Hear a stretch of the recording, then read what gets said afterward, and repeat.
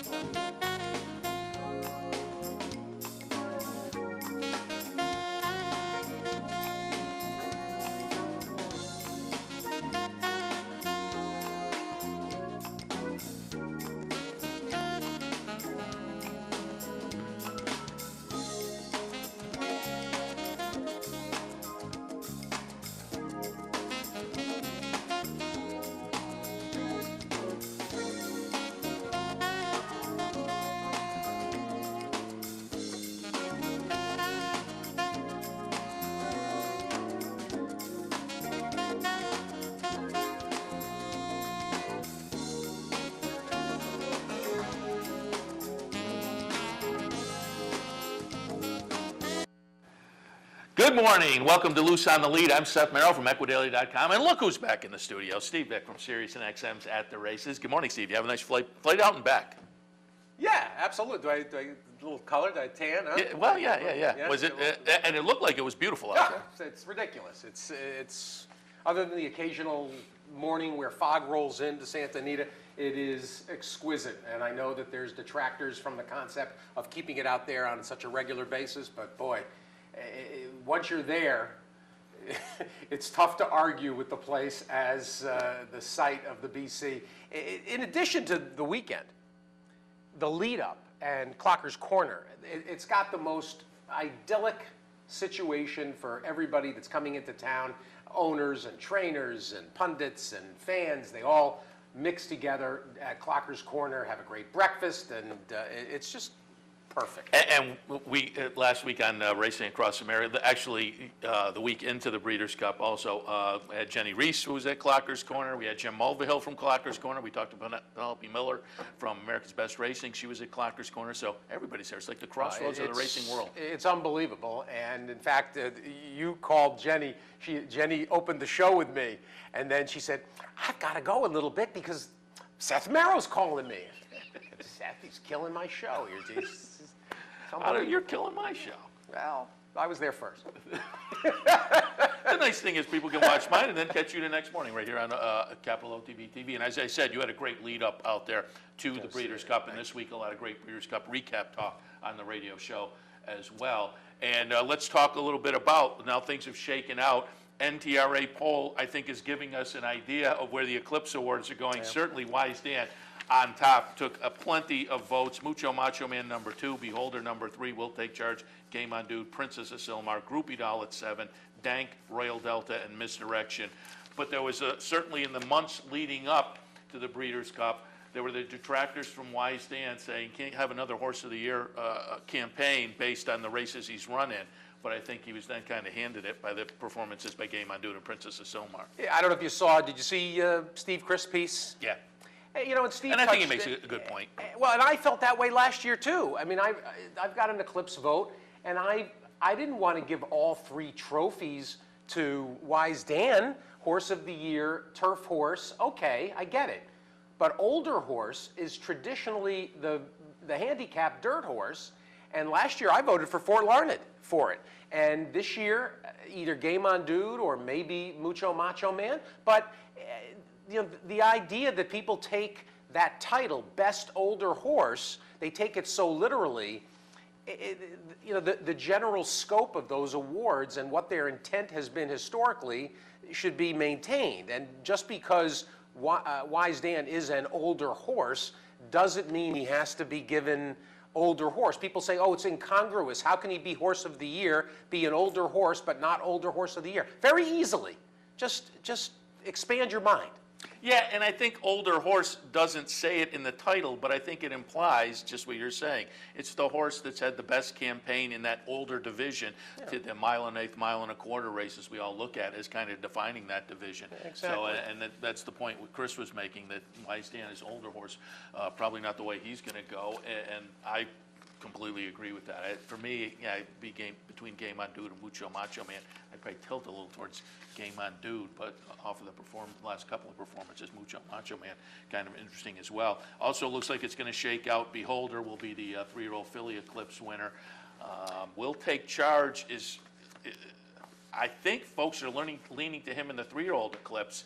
But that Triple Crown campaign, it's hard to get excited about. I had some guests on TV this week who pointed out, the Derby may have been best except for that trip. Won the Rebel earlier this year. That kind of gets forgotten, beating Oxbow. So there's some cases to be made for him, but I just think by default, he's moving in that direction. I was really going to be interested to see if Orb ran in the Cigar Mile. He could wrestle it away. That's not out there, though. The Golden Sense folks are shopping the Cigar Mile and saying 3-year-old Eclipse. I don't know whether he'd be eligible even if he won that for the 3-year-old Eclipse. Well, he did have a terrific spring campaign, and he was good as a spring 3-year-old. Then he had kind of a difficult middle portion of the year, and here he could finish with the Dirt Mile, competition in the Cigar Mile, and then don't forget, as I've said repeatedly, in fact, you and I discussed this, the end of the year, December 26th, opening day at Santa Anita, the Malibu, the last Grade 1 for 3-year-olds, which is an important race, certainly for breeding purposes. Jimmy Creed, for instance, going back to last year. And Rock Hard 10, another one that won it before going toward the Shed. Golden Sense could win the Cigar Mile and the Malibu. The Malibu may come too late for him to get voters to appreciate it. To me, Will Take Charge is the kind of 3-year-old that you vote for as your sophomore champion. Yeah, as I say, by default, it's just nobody wrestled that title away. He kind of did. I mean, he's had a complete year. He's been growing and improving as the year's gone on. He wins the Travers, wins the Pennsylvania Derby, gets beat a filthy nose in the Breeders' Cup Classic. That should be enough. Like I say, though, my problem is just he fizzled in the 3 Triple Crown races, and so that to me is tough to get super excited about him. But if I was voting, I'd tilt in his direction. Well, but I mean, if you look at Triple Crown races, let's think about this for a minute. Oxbow, I don't want to call him a one-hit wonder because that's not fair. But he obviously in the Derby, chasing that pace, he ran a very credible race. And then he wins the Preakness. But beyond that, what do you do with him? So his Triple Crown resume, Palace Malice went on, and certainly with the Jim Dandy win, he confirmed his Belmont form, but it was brief. Orb, Shug McGahee was with me Friday, had a wonderful conversation with him. Shug has lost 5 horses this week to retirement. An amazing situation. 4 top males leaving the barn. Point of entry, Orb, Data Link, Hymn Book, and Boisterous. Over $8 million in earnings between those 5. But, Orb got lightning in a bottle there between February and May. He was the beneficiary of a collapse in the Derby. A very nice horse. He's going to be a fine sire as a son of Malibu Moon.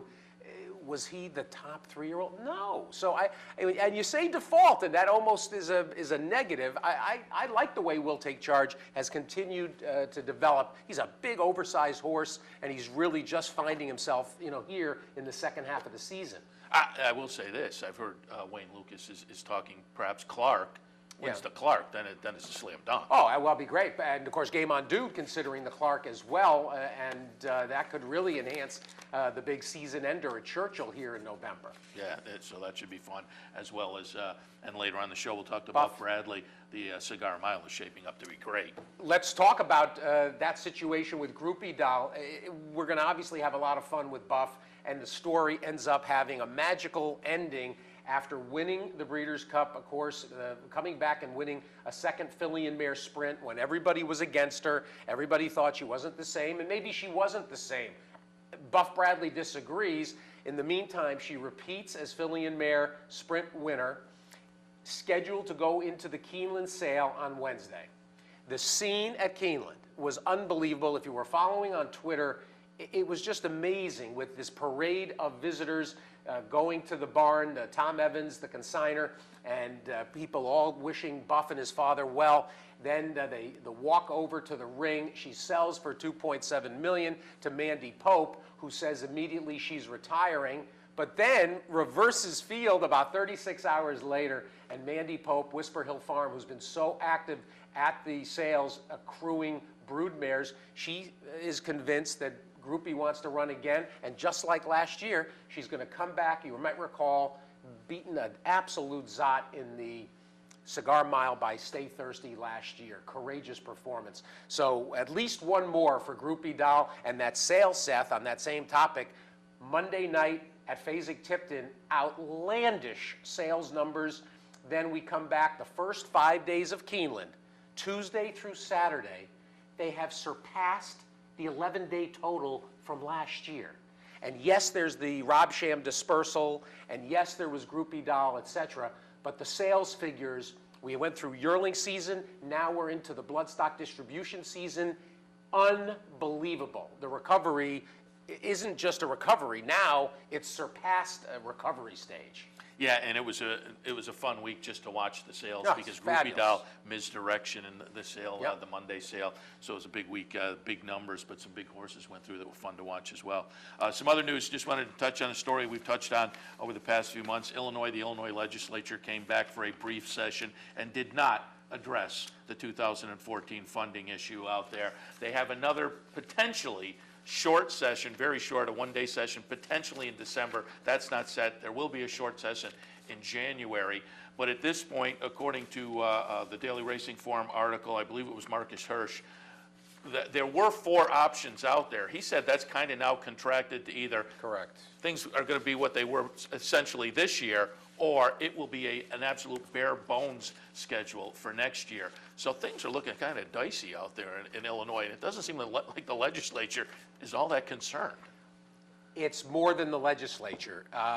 Churchill Downs, apparently, a big part of some problems involved in this. And there's no point in us really getting into the nuts and bolts, except to say that there's a lot of things at work, Seth. There's some of the Illinois politics. However, some of this involves Churchill and their ongoing attempts to hamstring Hawthorne.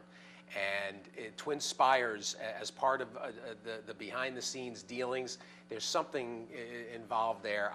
It's not worth us. And that's what the diving legislature has said. They said we're waiting for the industry themselves to come together with a plan, and that's why we're not voting. in. And that plan is being held up right now by Twin Spires. And this is a potentially very dangerous and difficult situation. Yeah, because again, according to the Racing Form article, it's either going to be what we had this year or not even close to what we had this year, which would be a bad situation. And Illinois is a major circuit when you throw the Arlington Summer Meet in there with the Arlington Million and whatnot. But it's certainly a circuit that is very, very important to American racing. Just before we go to the break, I also wanted to touch on some news. Kentucky Derby Future Pool, the Churchill Downs has added a November future pool. You can now bet on the 2-year-olds. And I said yesterday, does all others go up at like 3 to 5 or 2 to? At this point in November, I think it'd be great to have a prop bet. How many of the 23 betting interests make it into the starting gate? You know, you have 0 Exactly. to 20, and I think there would be a lot of interest down there in the 0 to 5 range. And I think 20 should be about $1 billion. You know, to me, and this thing immediately has been roundly critiqued and criticized. To me, it's mostly just about getting the conversation going, Seth, and having people talk about Derby. However, isn't there a little bit of an irony to this where Churchill introduces an early Derby future based on races that they themselves, as part of their Derby point system, basically poo-pooed and diminished. The Derby point system said that the Delta Jackpot and the Breeders' Cup Juvenile and the Remsen, that those races are meaningless, so people are supposed to base their Derby future wager on races that Churchill has marginalized? That's a good 20. Sorry. I'll be interested to see what the Sorry. what the handle is on that, because like I say, that would be a tough call to play any of those horses. Speaking of handle, have you done a roundup of the handle? Yes. Breeders' Cup handle skyrockets, and of course, don't forget we did have the hurricane last Yeah, year, which affected it. Hurricane probably Sandy in the hurt. Northeast took a little pop. But still, the numbers, the Breeders' Cup betting numbers, outstanding. Wagering in the U.S. in October, up 8.3%. Belmont Fall Meet skyrockets. But the game's dead, Seth. The game's dying, the game's dead, nobody's betting, nobody's interested, but yet every handle number from every meet and from every major event is up. And I will say this, the television numbers for the Breeders' Cup, the Classic, were not impressive. Took too late. Took a I'm pretty too good late. dip. But there was also a sub-story there, too. Last year's numbers had just a coincidental lead-in from the Notre Dame game. That's right, that's right. And that bumped the numbers up artificially So a little bit. people were in a stupor from watching the Fighting Irish, and they just kept watching. I had this discussion with Satish Sanan. You may have heard this week on the show. I don't think this 8:30 whatever time. I don't think this late night classic idea is a winner. I don't think you're helping yourself with running these features so late in the hour. It's made the day way too long. And I don't think you can guarantee capturing people's interest and holding them all the way through to that extent. Because by Saturday night at 8:30, people do have, they've got spouses. You got to get dinner at some point. Exactly, and you've got wives, and how much attention do you think, guys can hold off the families from the demands of life? I think you're much better off. You want to have it at 6:38 again. That's the time, and frankly, that would also quash the Breeders' Cup claim that they are better off having it at Churchill and in California because of the lights at Churchill, and this way, in New York, we can't run it that late because it gets dark. Okay, I get that, but I think the whole idea of the 8:15, 8:30 Breeders' Cup Classic is prime time. I don't like that concept. I don't think it's a winner. Well, you were out there, you were actually on track during the Yeah. day, so obviously it's earlier out there with the time situation. Did it seem like an extra long day out there in Southern California as well? Well, let's see. On Friday, I got to the track at 5 a.m., 5:30, and you're there till about 5:30. So yeah, it's a long day. I mean, it's longer for people working at the track, but I've done that too over the years. I don't mind the time between races. People say, "Oh, they're making this." Frankly, by the time you recap the previous race, they're in the paddock. I mean, the day goes like this. For people maybe at home, if it's 34 minutes between Breeders' Cup races, you feel like it's too much time. It's not too much time. You want to board watch. These are big fields. You wanted to look at will pays and probables on exactas and such. So, no, I don't think it was too long because of that. I just think putting it on at that late of an evening in the East is a mistake. That's my complaint. Before we go to commercial, I'll just touch on, you were on track, so you weren't seeing the NBC broadcast. But boy, there was a tone shift from when it went to NBC Sports to NBC and became kind of Access Hollywood for the first 20 minutes that I think is a mistake as well. I heard Kristen Chenoweth, who I think the world of and like as a performer. I heard that was a painful. The song, the song I'm from assuming, the Winner's Circle. I think everybody, the Triple Crown races, now the Breeders' Cup, I think they're trying to come up with a theme to match My Old Kentucky Home. It's never going to happen. My Old Kentucky Home has a certain sentimentality to it. It kind of is a theme. Not to mention the racist angle. Yeah, moves you into spring and everything. This thing that she sang was not going to become the theme. Although a couple days later, I'm watching, and I thought, well, I had just that feeling. Kristen Chenoweth, great, but the song. We love Kristen. But then I was watching the Melbourne Cup a couple of days later. It wasn't the Melbourne Cup. It was the Oaks a couple of days later from Australia, and they introduced Belinda Carlisle to sing one of her songs. And it went on for like 8 minutes. It was the never-ending song. It was a go-go song for like 30 years ago. I went out, I worked on the computer, I came back in, she's still singing. She stopped singing. They're loading in the gate as she's So at that point, I kind of gave Kristen Chenoweth a little pass. At least hers was only like a minute. Well, that's pretty funny, actually. Nothing can be worse than those musical numbers in Dubai. Those are the most preposterous. To kill an hour between races there. Seth, before we go to the break, we got all the retirements that we could talk about, but there were some passings, and we should really touch on first of all the equine passing. Harlan's Holiday, surprisingly, down in South America, very sad, and I think only 14 years old. Larry Barrera, and I don't know if, for those of you that may have missed this, Laz Barrera's son, Larry, who trained in his own right and who had a legion of friends. There's no other way to say it, lived a wild life, and just sadly taken very young. And then finally yesterday, and I'm sure here in New York there'll be so much written. John Preachy's already written an absolutely wonderful piece at his website, horseraceinsider.com, tribute to Paul Moran at 67. And this one is really unfair.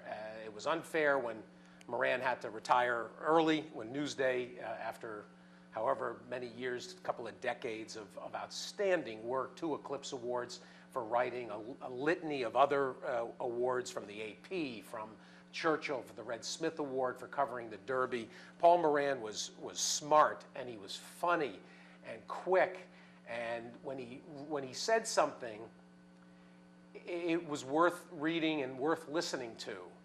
And as opposed, Seth, to some of the critics that are out there now of the game, you never had to worry that Paul Moran had an agenda. He didn't have an agenda. He loved the game, and he loved writing about it and loved being near it.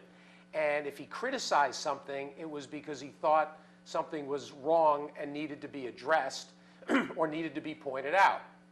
And he came off as slightly irascible, but he wasn't. He was incredibly approachable and warm, and was so generous to me when I started. I had him on the show a number of times, and I thought that the game and all of us are greatly diminished losing Paul Moran at just 67. Yeah, when I started Equidaily, I would link to his stuff over at Newsday, obviously, and they eventually retired there, moved over.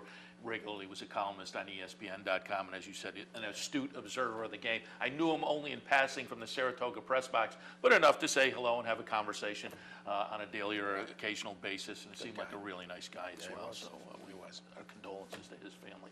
All right, we'll take our first break. When we come back again, got PJ Campo on the show, got Buff Bradley, and I think we're going to reach out, take a shot at Eric Hamelbeck as well, because Adena Springs, big week for them. All of that coming up. Stay tuned. This is Steve Beck. Join me Tuesday through Saturday here on OTB TV for At the Races, my Sirius XM daily news magazine of the thoroughbred industry. Handicapping, interviews, analysis, everything you could want. 6 a.m. OTB TV. Go Zephyr kicking clear, and Go Zephyr is pulling away impressively. Hysterical lady, Ginger Punch to win it. And it's Wilco in front, and he's going to pull off a huge upset here. But it's Round Pond going on to take the distaff. Awesome again. Sire of 10 Grade 1 winners, 4 Breeders' Cup champions, and 4 multimillionaires, standing at Adena Springs.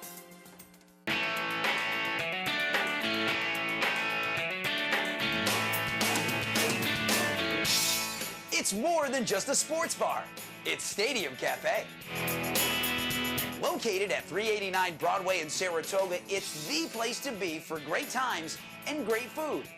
Their menu features everything from gourmet entrees to your favorite wraps and sandwiches. Or maybe you just want to grab a beer and catch the game. So what can be better than that? How about 2 Stadium Cafes? There's also the Westside Stadium, right up the road at 112 Congress Street. Same great menu, same great service. Whether you're hanging at the bar or just relaxing outside on their spacious covered patio, you'll always leave knowing you'll be back again. We love, above all, the staff. We love Dave Harmon, and the food is fantastic. Not 1, but 2 112 Congress Street, 389 Broadway. Guaranteed to be a home run. I'm Anthony Mormino. Join me weekdays at 9 for the Handicappers Report. We'll handicap the top tracks across the country and help you prepare for the day in racing. That's the Handicappers Report, weekdays at 9, only on the OTB TV network. We're back on Loose on the Lead on this Sunday morning, and as we talked before the break, the sale continuing at Keeneland, and of course, this past Monday, things started out at Fasig-Tipton with the fireworks at the November sale, the fireworks at Breeders' Cup, and all this week with the retirements of a lot of top horses, including a number that are going to be going to stud, Fort Larned, and Point of Entry among them. Focal point of the sale all week has been Adena Springs. Adena sponsors us here at Loose on the Lead. I was not going to let today pass without a visit from Eric Hamelbeck to congratulate him on all the tremendous successes, including Mucho Macho Man, the son of Macho Uno, adding to the legacy in the Breeders' Cup Classic of Adena. Eric, good morning. Congratulations. Good morning. Good morning, Steve. How are you, man? We're great, and I appreciate the quick visit. I know that things are busy at the sales grounds at Keeneland, but what a week it's been. It has. No, we're certainly floating on cloud nine right now, and of course the success that our stallions had, and you know, the Stronach program has had at Adena Springs, we couldn't be in a better place, and then all of a sudden to have the sales come right in behind that, and to do as successfully as we've done so far. Obviously selling some nice mares, but more importantly, selling plenty of mares that are in fold to Adena Springs stallions, and again, hoping to carry on the legacy, and hopefully one of these would be no different than Mucho Macho Man. Obviously, we're not listed as the breeder, but it's most important for our clients to buy a mare that's in foal with a good racehorse, and that we've done the mating on, so we're very excited. Well, and in addition, of course, to Macho Uno and Mucho Macho Man, you go through some of the other results that people may not have noticed immediately, but here was Za Approval, second in the mile, son of Ghost Zapper. Third in the mile, Silentio, son of Silent Name, one of the Sunday Silence sons that stands in North America, one of only two. Then there was Judy the Beauty, a daughter of Ghost Zapper, and even Bon Accord, fourth in the juvenile turf, right? That's right.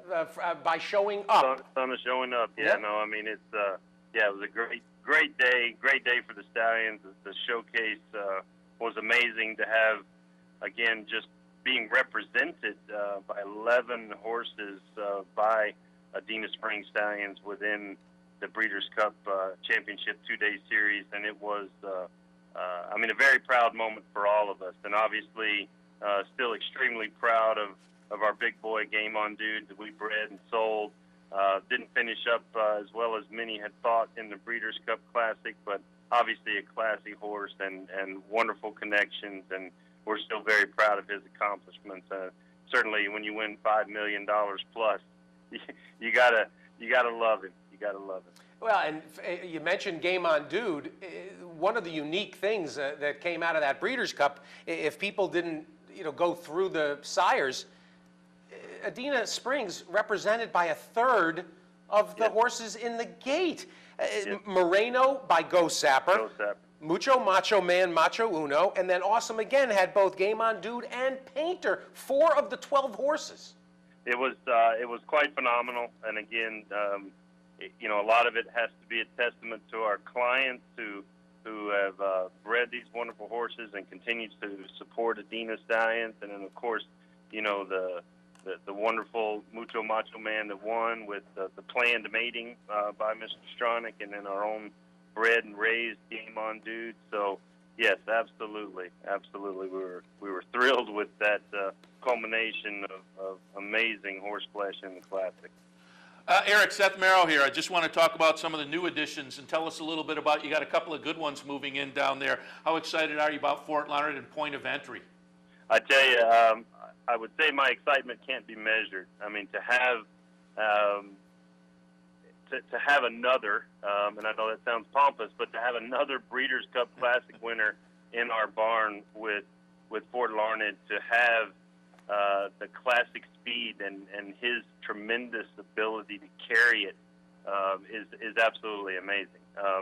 He's along with our other classic winner, Ghost Zapper, the only two to carry the classic wire to wire. So to have him in the barn is a tremendous addition. His pedigree is indicative of being able to breed some good Northern Dancer line mares. He's free of Northern Dancer in 5 generations, so being able to use him as an outcross for our own program is amazing. And then to follow that with the absolutely amazing 5-time Grade 1 winner of Point of Entry, it's hard to keep your feet down. I've been going to the barn early in the mornings before I head out to Keeneland, and to see those two additions along with what we've got, it's an amazing feeling. So we're very excited for both of those, and they've been well received with our open house last week that we had during the sale. Tremendous number of visitors and breeders were able to see them and showcase both of them, and very, very positive reaction on both. Eric, of course, Einstein already in the stallion roster, and when you look at Point of Entry, some people are going to think, gosh, here's a turf router. He is by Dynaformer, and of course, Dynaformer gone from the scene. Purim died prematurely, so there's a good chance that a horse like Point of Entry could end up taking on the Dynaformer role, and I would imagine that those that don't understand his appeal, all they have to do is look at the success Adina had with El Prado and what you turned him into as a sire. Absolutely.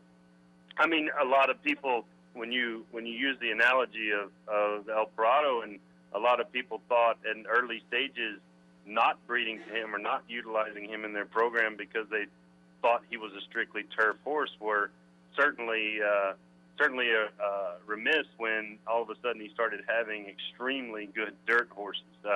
So the prospect and the probability of Point of Entry following in those types of footsteps, I mean, it's very, very, very foreseeable that he will sire certainly horses on both surfaces. I mean, at the end of the day, he comes from a speed family, a Seeking the Gold mare.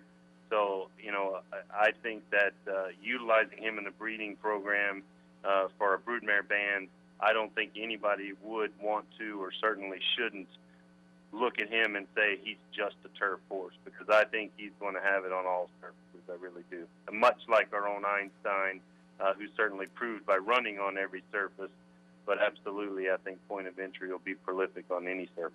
Well, there are all different kinds of sires at all different kinds of price levels, something to suit every mare. And of course, you get the expertise of Frank Stronach and the team at Adina in helping with the matings. AdinaStallions.com. Eric, continued success through the second half of the Keeneland sale, and congratulations again. Absolutely, Steve. Thank you very much, Seth. I really appreciate everything you guys do, and we're certainly happy to be a part of your team as well. Eric Hamelbeck of Adina Springs, AdinaStallions.com, and I mean this, Seth. You look at what they marked through this Breeders' Cup, and then with this past week, it's been remarkable from every standpoint. And of course, it's a lot of buying and trading too, because Frank Stronach selling Awesome Feather earlier this week as well. So they pick, they choose, and I don't think people realize it was Frank Stronach himself who put together the mare Pancha de Leona with Macho Uno. He is the one who made that mating, working with the Rios, the breeders of Mucho Macho Man. So Stronach himself sits down with the paperwork and helps put together these stallions with your mare. They do an amazing job. With Alphabet Soup and Touch Gold moving from a man of New York back to Kentucky, they're Kentucky-based 9 stallions now, all Grade 1 winning millionaires. So kind of an impressive slate of stallions. Alphabet Soup himself actually had another graded stake winner too. Egg Drop, last weekend. Won the Gold Dakova on Sunday. Yeah. All right, we'll take our next break. When we come back, PJ Campo. A little later on, Buff Bradley. We'll talk about Groupie Doll. All of that after this. I'm Seth Merrill. Join me weekdays at 10 for Racing Across America. We'll look at important races from around the country, get insight from top handicappers and analysts, and preview the upcoming week in racing. That's Racing Across America, weekdays at 10, right here on the OTB TV network. I didn't want to get just any degree after high school. Horse racing has always been my passion. I was already a lawyer. When I was young, my dad took me to the races. The sound of the crowd. I still remember. I'm 40, and I don't want to stay in a career I don't love. I want to follow my passion.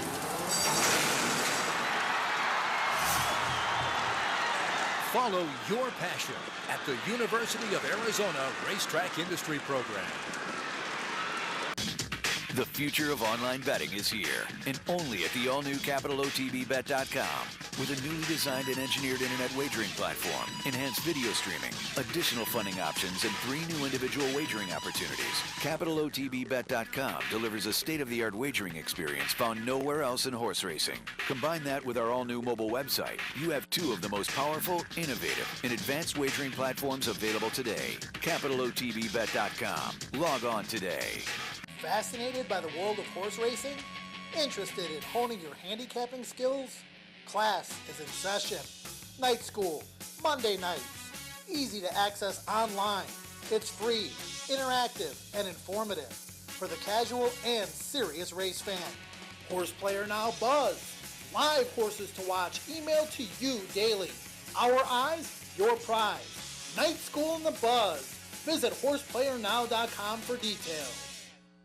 I'm Jeff Carl. Join me Saturdays and Sundays at 9 for the Handicappers Report. We'll handicap the top tracks across the country and help you prepare for the weekend in racing.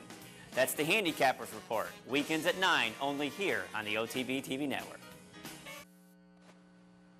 We're back on Loose on the Lead on this busy Sunday morning, and we've done a lot of news. We've talked a lot of racing, and of course, one of the biggest pieces of news came midweek when Mike Welsh confirmed that P.J. Campo had been rumored that P.J. would be moving from NYRA to the Stronach Group, and that confirmation came. And here is P.J. Campo. P.J., congratulations on the new position at Gulfstream and with Stronach Group. Thanks, guys. I appreciate it. PJ, this was widely speculated when the whole process that has been involved in this. We're here, I think, guys. PJ, you hear us? Can you hear us? No? No? All right. Okay, we'll try to fire him up again. No, well done. We were talking. we did talk a little bit during the commercial break, though, and it sounds like PJ is still kind of packing up, heading down. But it seems like leaving NYRA on a good note because he said he's coming back around Thanksgiving time to help Martin Panza transition in. I think he's. There we go. There we go. Now he's back with us. PJ, I started to say the speculation began early when the knowledge that the state and everything that's gone on, Chris Kay getting involved, and then the piece of the puzzle that was going to bring in a racing manager to work beneath Chris Kay. Right away, it became obvious that that was not going to be a workable situation long term for you. Talk about your thoughts as this comes together. It was a process, and they've been looking at that position for a while. And process started back in August, and we went through it. And Martin's a good hand. He's coming from California. He does a good job. But you know what? This was a great opportunity for me, and I really appreciate the opportunity from the Stronach Group. And they love horse racing, they love the horsing game, and they have a really good team in place. So I'm excited for it. PJ, you've spent your entire life in New York and involved in New York racing, and for those that have been critical of everything about the association, to me, one of the elements of this was that you were put into this position. You were coming up behind Mike Lakow as a young racing executive after having grown up in the game. And you have never had just a smooth and comfortable period during your entire tenure. There was always something, whether it was the franchise debate, whether it was this incursion by the state. There's just never been a placid and calm period during your entire tenure, which seems very unfair. And you know what? You're absolutely right. And I've been in Irish 16 years. The position that I hold, I've been there for 8.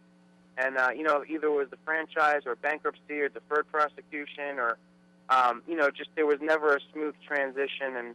And you know what? I felt we braved the waters, and the racing product has, you know, had its ups and downs. But, you know, by far, you know, a strong New York means a strong industry. And we've done a lot of good things there. There's a lot of good people that work there. And you know what? It's made me grow into who I am today, and I'm very privileged to have that opportunity. And you know, now it's time to move on to, you know, something bigger and better, and you know, a good opportunity down in Florida right now. And PJ, Seth Merrill here, and we talked a little bit during the break, and it sounds like this is a you know, you're leaving on very good terms. You noted to us that you'll head back and actually help Martin Panza transition into the position. Yeah, you know what? We had a long talk about how to kind of approach that, and you know, I'd like to stay on longer, but the guys down in Florida really want me to get started there. So I told Martin and Chris Kay that I would come back the week of Thanksgiving to help Martin transition and get the lay of the land. And you know, the condition books will be written through the end of the year, so that's helpful. You know, the first quarter stake schedule will be done, and you know, all the stuff from stall applications for the winter, all that stuff is done by the time Martin gets there. And you know, I want to make his life a lot easier, so when he can come in and, you know, he can kind of, you know, turnkey to walk in, and he's not, you know, with 8 balls juggling in the air. And, you know, I want to leave on good terms, and, you know, you never know what's going to happen in the future. And, you know, again, Ira's been good to me. The Horsemen have been, the support from the Horsemen has been extraordinary. And, you know, all I do is appreciate the opportunities that I've had. And the Horsemen, I can't say enough about them. They've been really, really supportive through this whole time. So it's been great to see. And PJ, you're working for the Stronach Group. You'll be based down at Gulfstream, is the way I understand it. But the Stronach Group, also Santa Anita, the Maryland tracks, Golden Gate, up there at Portland Meadows. Do you have a tour of their tracks planned at any point? Yeah, you know what? We're going to try to, you know, the championship season at Gulfstream is going to start, you know, November 30th. And, you know, we want to get that off the ground and make sure that stays successful. Hasn't been in years. And, you know, their team in place does an amazing job. And I just kind of want to learn the lay of the land there. And then I think we'll branch out with, you know, Rick Hammerly down at Santa Anita from the racing point of view, and Georgianne Hale in Maryland, and David Jerkins at Golden Gate. They have a lot of good people that work for them that I know, you know, throughout the industry, and I'm very excited to start working with those people as well.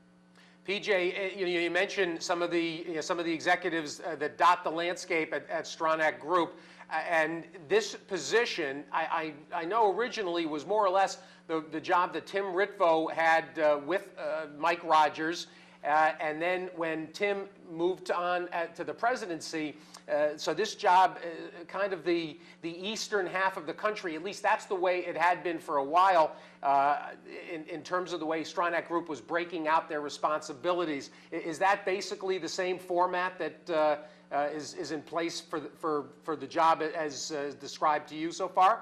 Yeah, you know what, and they want to get me down there and, you know, get familiar with everything, and, you know, it puts in, you know, another good body in place where we can, you know, have an opportunity to grow and learn, and, you know, it gives Timmy Ritvo down at Gulfstream, you know, someone at his, you know, kind of side that he can, you know, trust and be loyal to him, and kind of learn the lay of the land to go forward with. So, you know, we're going to hit the ground running, and, you know, the one thing that I'm not afraid of is work, and, you know, being in New York running 250 plus days, 12 months out of the year, you know, that's one thing that I'm used to is working hard. So, in terms of the nuts and bolts work, both in New York and in Florida, in terms of the racing secretary position per se, any insights? Jeff No is in place at Gulfstream, and is Martin Panza going to install, from your thoughts, a separate racing secretary, or will he fulfill that position as well in New York? I don't know. We haven't really talked about that. You know, Martin's biggest concern was to make sure at least we have the books written for a period of time, and I told him that, you know, I said I would do that, you know, especially for the New York Horsemen, that, you know, they know what to expect. They kind of know my style, and they know what races to expect, at least this time of the year. And I told him that I would get him, you know, to the end of the year, so that would give him a few weeks to kind of figure out what he wants to do. You know, I'm sure he'll go out and try to get some help, but again, you know, you'd have to talk to Martin about that and see what his plan is going forward. In terms of your own experience and the almost 2 decades at NYRA and all kinds of things that have gone on.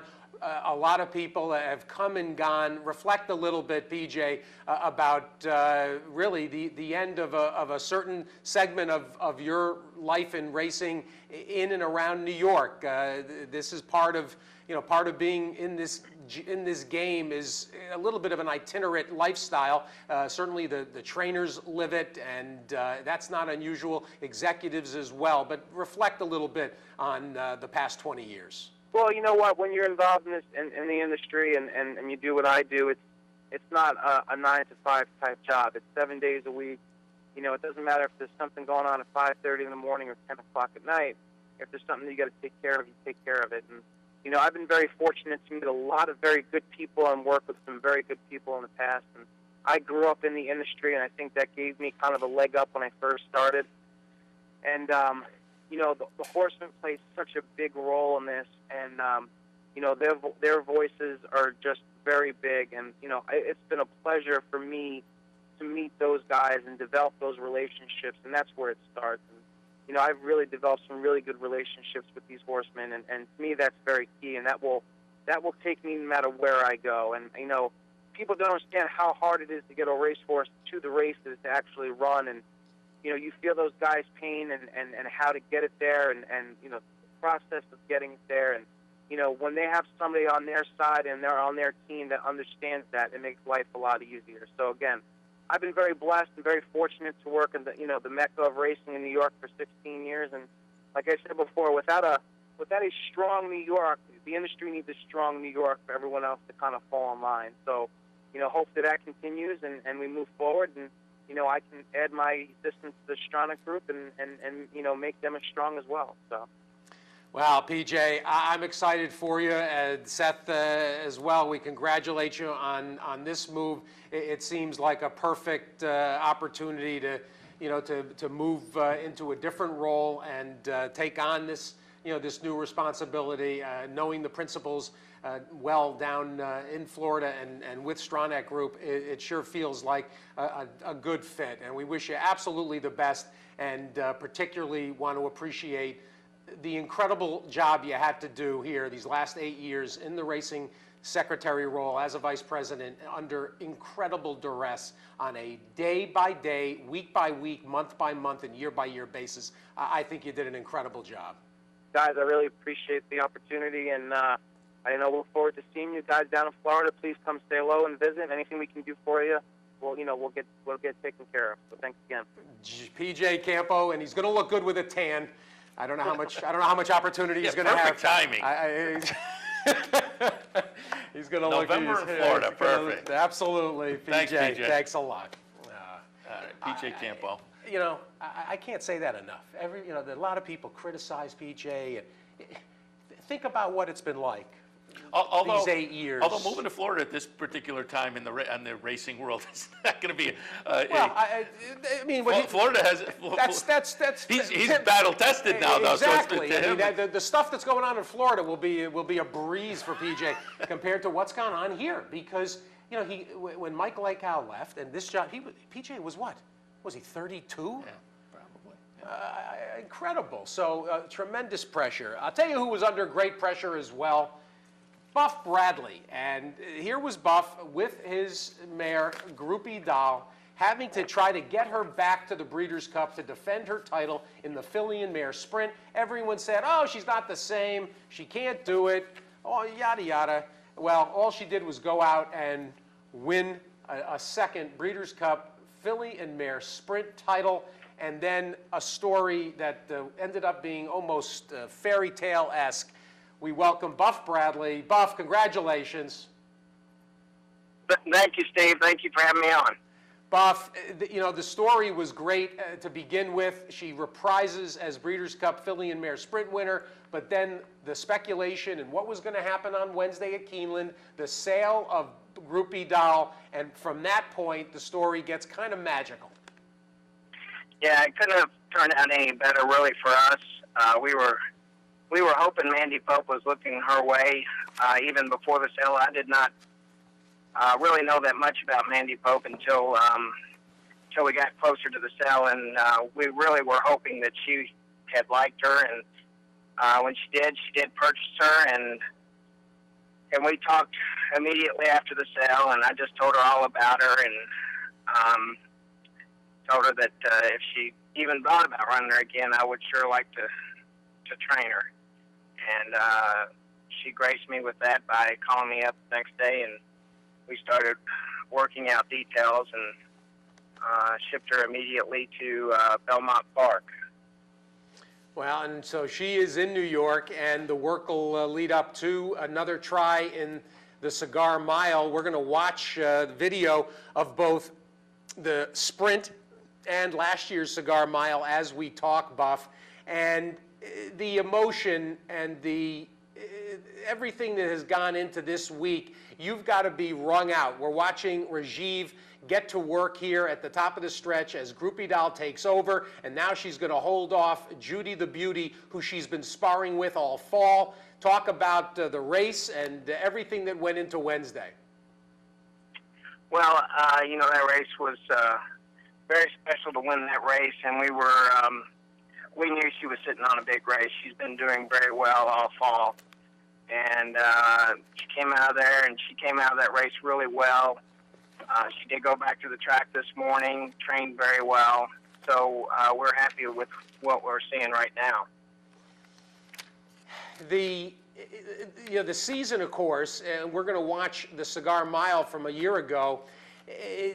Such a great effort in there, and beaten just the smallest of noses by Stay Thirsty, and then you had plenty of issue. You had to really take your time getting her back, and that's what makes the story so amazing. You try this gambit with her against the boys in the Cigar Mile, and then you work all the way through the issues to get her back to the Breeders' Cup. Here's Stay Thirsty coming to her, and this one was just incredibly anguishing at the wire. Yeah, you know, every time I watch it, I think she wins it, so I don't watch it too often anymore. We really we'd love to come back and maybe try to get that one this year. And the race lost a couple of really good horses, but it's picked up quite a few good ones since it's lost those two, in Orb and Radar. So, you know, it's picked up some nice horses with Gold Sense and Alpha and a few others, 40 Tails. You know, it's gonna turn out to be a pretty good race, it looks like. Undoubtedly, and in terms of the kinds of horses that you just brought up, including Golden Sense making the move here to be involved, obviously there's going to be plenty of speed, and really with the same kind of outside trip and stalking situation, it seems like it's a good scenario no matter who shows up. Right, and that's the thing. I think it looks like there's going to be plenty of pace in there, and for her running style, I think the race will, hopefully it's going to set up well for her, and so that's why we really wanted to try it, and, you know, props to Miss Mandy Pope for giving us a shot in, and for the fans, really. I mean, you know, she's wanting to do this for the fans, and she had discussed that with me earlier, and she said it'd be great because she saw how many fans were at Keeneland showed up to see her when she sold. So I think she realizes that people really enjoyed watching this great mare race. And Buff, Seth Merrow here, and I'm looking at the Racing Form article that announces Groupie Doll running the Cigar Mile. Quotes Mandy Pope is talking about, when I purchased her, originally thought retirement, but then talking with you and the other connections, decided to potentially a few more races, she says. So is the Cigar Mile the swan song, or assuming she runs well, might we see her for a few more? Well, I think her main objective was to purchase her for a brood mare. So I think she's just leaving the door open. But I would assume, and I don't know. We haven't discussed more than the Cigar Mile. We haven't looked beyond that, knowing what else is out there. So I'm sure she's going to talk to her advisors as well. And at this point, I know which race we're going in, and I'm training accordingly for that. And I told her, I said, I'd give 110%. Even though I didn't own her, I said, I still want to win with her. It's just as bad. And so we're all on the same page, and I'm very happy that we were getting this opportunity. And you alluded to it a second ago, but reiterate again what kind of form she's in, because obviously you're out at the Breeders' Cup, you shipped to Kentucky, she goes through the sales ring, now she's shipped again. What kind of form is she in, and what do you have planned coming into the Cigar Mile as far as work? Well, the good thing about this year, I mean, yes, she has been well-traveled this year, and as last year shipped to California, came back. This year she even shipped over and went through the auction ring. This year, though, we get an extra week between the Breeders' Cup and the Cigar Mile, so I think that helps us tremendously. We're happy about that, and that was another deciding factor in going into the Cigar Mile. It's a good point, too, Buff. And got to ask, I mean, in terms of the roller coaster ride, the swings of emotion, all the people that came and greeted Groupie on Wednesday, I know that there was just a steady parade of well-wishers. The emotion that went into it, watching it with your dad, give us a feel for the way your father has handled all this as well. Yeah, I think we saw a lot of fans come by the 2 days prior to the sale.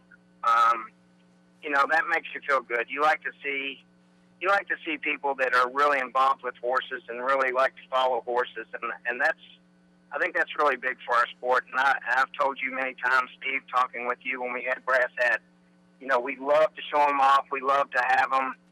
I get a thrill out of seeing people come by the barn and tell me how they love this horse. And several people came by the barn and said, "You wouldn't believe my dogs were going crazy when I was watching that race. I was yelling so loud." And we like stories like that. We like to see, how people's emotions really and how the horses affect them. So it's been a great ride, and I think that this mare has really gotten, she's got a good fan base where people are going to enjoy coming back and seeing her run again.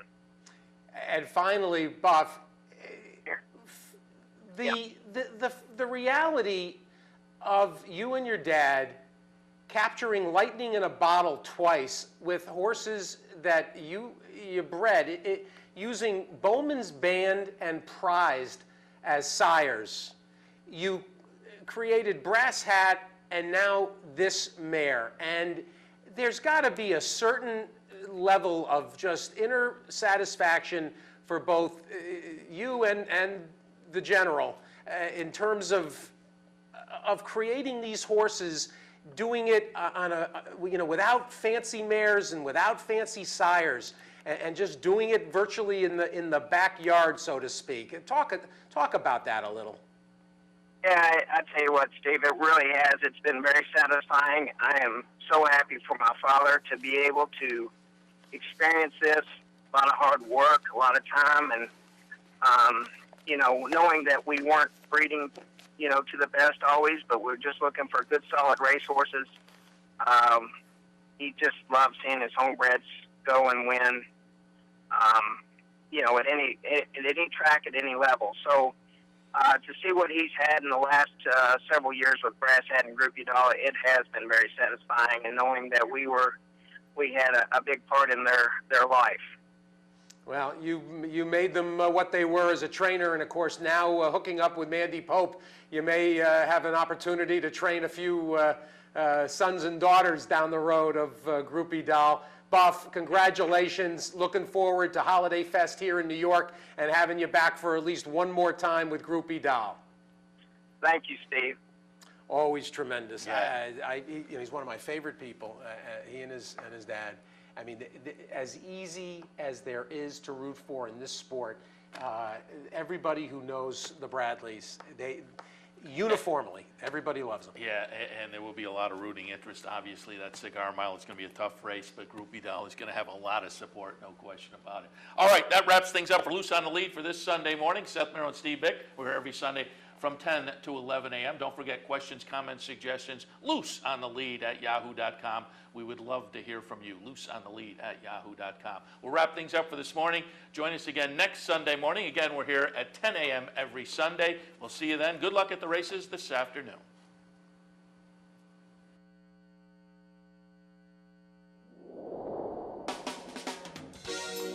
You're watching OTB TV, a a service of Capital Off Track Betting.